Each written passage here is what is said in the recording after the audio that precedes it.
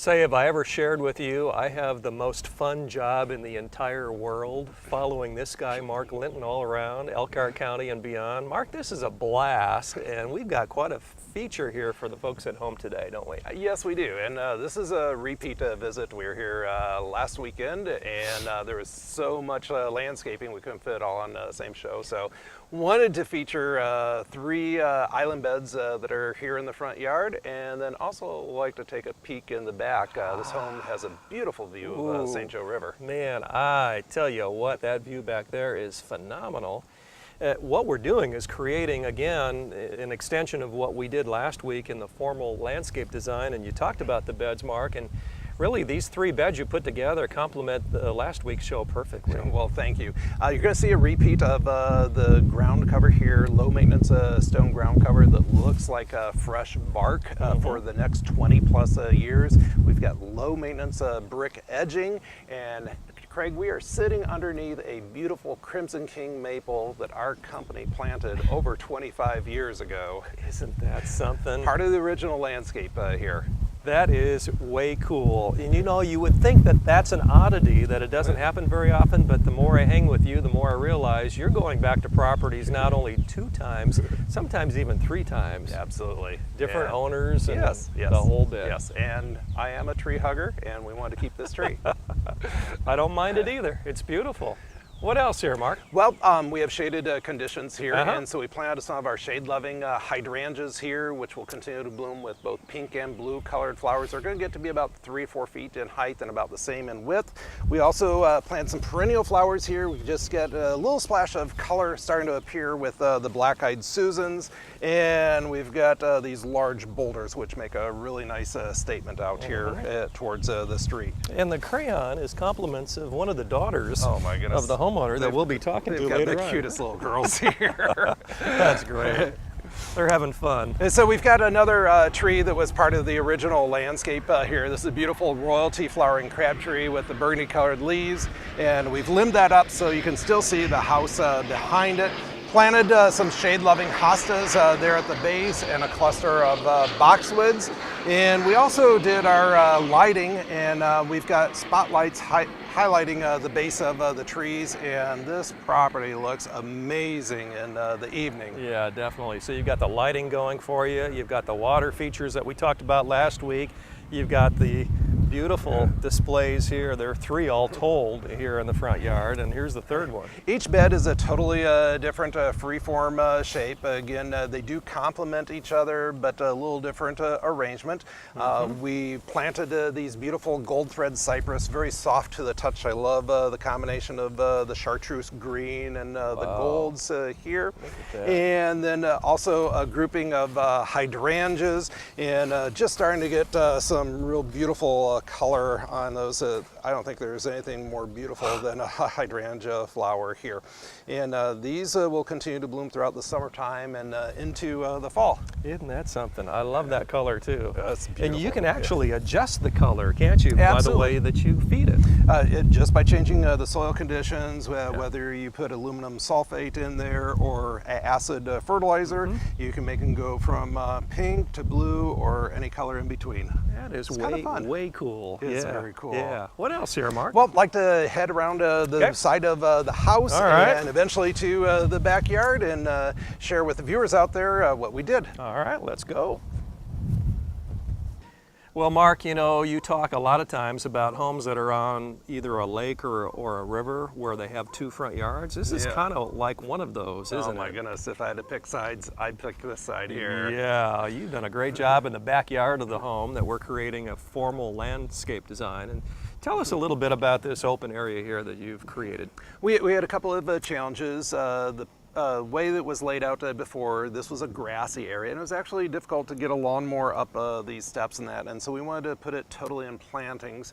We also have plans for a future pool, and so we wanted to make sure that we had privacy in the landscape here, just give them a nice buffer from the neighbors. So this was all grass at one time? This was all grass, Gotcha. and so we took the grass out. It would be. And so homeowners really love hydrangeas, and we've got different different types of hydrangeas here. These are our oak leaf hydrangeas, and even though they look small right now, these are going to get to be about 8 feet in height and 4 to 5 feet in width, and that's going to help give them a nice buffer from the neighbors. Not only do these homeowners benefit from it, but the neighbors benefit from it as well because of the outdoor living areas being close together. And you're not going to obstruct any view. Absolutely. That was the number one goal there. So nice living fence here. These are emerald green arborvitaes.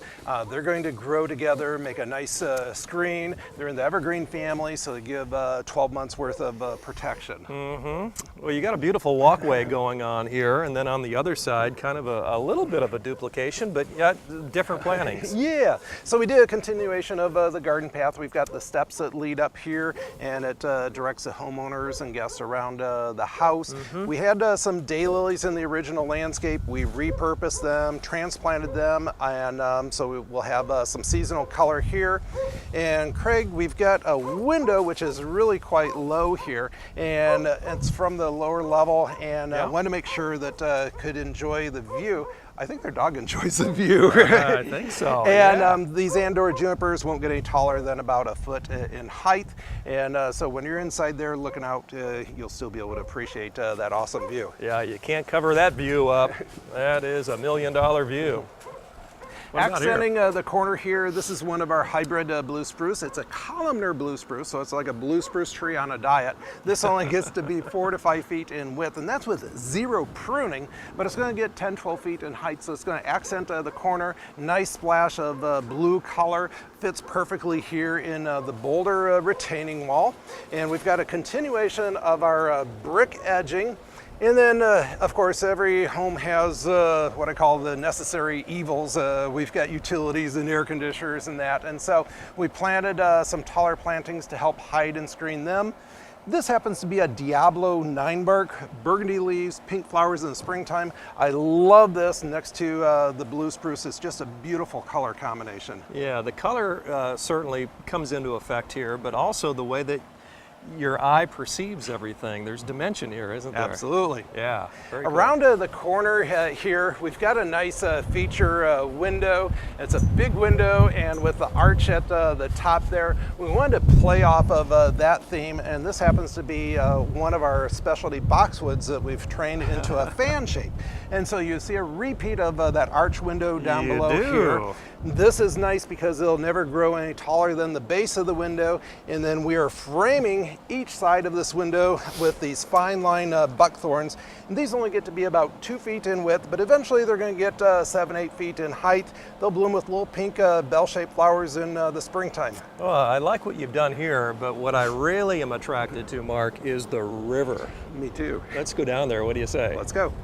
Well, Mark, with all due respect, what you found here, and this is really the challenge, was an overgrown, weedy mess, in your words, right? It was, and that's why we got the phone call. So it was very, very overwhelming to the homeowners, and you could spend hours or even days out here pulling weeds and come back a week later and not even see any results of your hard work. And so the goal was beautification but low maintenance. And being as close as this property is to the water, I would think things just explode out here in growth, right? It is a very ideal growing conditions here. Including weeds. Including weeds. And so what we did, we needed to stabilize these hillsides, and these are pretty steep hillsides, and so we're using bark temporarily as a ground cover, but we have hundreds and hundreds and hundreds of mixed daylilies. These are going to put on a beautiful show of color. They start blooming late spring, they continue to bloom all summer long, all the way up until frost. And they're going to do a nice job of growing together, and several years from now, you aren't even going to need to put down bark ground cover because it's going to be a solid mass of daylilies. That's what I was going to ask. You mentioned it and you referred to it as a temporary ground cover, and it does kind of just evaporate after a while. So we're using it for retaining moisture as well as retarding weed growth. Now we've got a beautiful area here along the St. Joe River. We've got these nice steps which lead the homeowner and their guests down here. We are holding back the hillsides with these boulders, nice boulder retention. But another one of our challenges, Craig, was we have 2 different light conditions. Where we're at right now is pretty much full sun, and daylilies thrive in full sun, on, but you go just a little further north on the property and we've got a large grove of trees, and all of a sudden now you're in thick, dense shade. And unfortunately, daylilies don't like shade. And so we switched over to hostas, and we have a wide assortment of hostas. We planted hundreds and hundreds of hostas. They too are going to grow together as a ground cover. And again, there's bark, which is temporary ground cover, just there to help stabilize the hillside. Well, you mentioned the homeowner. That's Jan, right? Absolutely. And Jan will join us and talk a little bit more about this beautiful landscape design and maybe a few little surprises, maybe two, right? Two cute surprises. Okay. Well, we're with the homeowner, Jan, and her lovely daughters, Lauren and Kylie. How you guys doing, all right? Yeah, you look beautiful. They're having a fun time here, Jan. Tell us what one thing, if you can put your finger on it, you like the most about the Linton's design. I actually really enjoy the fountain, which is funny because when we first designed it, we didn't speak of that, but when we went to talk with Mark, he, was like, we didn't talk about it, but what would you think about a fountain? And we were a little hesitant, but you know what? I really think it brought it together. Oh, I think so. And the girls always love playing with it. And if we eat in the dining room, they make us open the window so they can hear it. So it's been a hit with all of our whole family. That is cool. And Mark talked about the fact that it's a 360 view here. I mean, there's not a bad view to the fountain. No, not at all. Yeah. And it does not block our view from our dining room. And it's beautiful. And maybe my favorite might be at nighttime when all the lights come on. I think that makes the house look really nice, the landscaping look really great. So. Fantastic. Well, Mark's got a little presentation here, if you don't mind, Jan. And what do you have, Mark? Oh, Jan, I wanted to thank both you and your husband, not only for the opportunity to work for you, but also to share your gorgeous property and new landscape with all the viewers out there. Thank you. These are beautiful. Oh, yeah. Where are you going to put them? Probably in the dining room, yeah. Right. Girls like to put the flowers there, so. Well, thank you for your time, Jan. Yes, thank you. Girls, great job. I know you really enjoy the water. And Mark, fantastic. I love what your team has done here. This is stunning. Thank you. Yeah, very nice. Much more coming up on the program. Stay with us. We'll be right back.